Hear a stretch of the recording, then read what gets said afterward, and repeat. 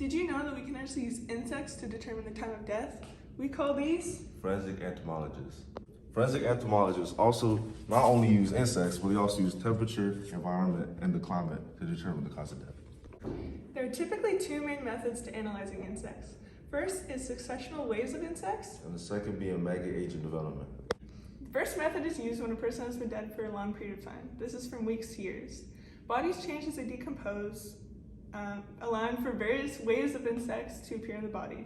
Forensic entomologists use the insects that are present to determine the time of death. The second method is better for more recent deaths, as the agent development of maggots can determine the time of death within 1 to 2 days at best. The most common maggot found in a corpse is a blowfly. Now that we have a general idea of how forensic entomologists analyze insects, Let's take a look at the actual investigation.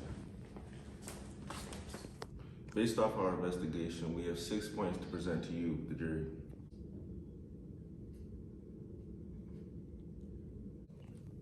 Based off my investigation, I'll be presenting 3 points and my colleague will present another 3. our first main point, mid-October, human remains were found. Death was due to gunshot wound to the head. Our third point, upper half was skeletonized, meanwhile, the bottom half stayed fresh. Several maggots generate their own heat. Our fifth point, temperature of the largest maggot was 20 degrees Celsius. Mean temperature at death site was 15 Celsius. These are our main 6 points for our investigation. Now let's dig a little deeper. Our report states 2 species of blowflies were first to arrive at the temperature of death site.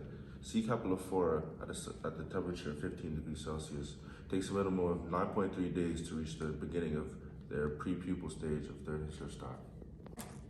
In layman's terms, this tells us that the insects were a minimum of 9 days when collected on October 12th, meaning that they were laid either on October 4th or before that date. Since there was blood found, insects must have arrived sooner, before the 4-day window my colleague mentioned.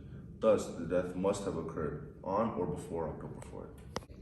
Using the first techniques we used for the first blowfly, using the same techniques for Formia regina, it was calculated that the eggs were laid no later than the 3rd of October. Okay. Using both insect info It can be shown that the death occurred. on or before October 3rd.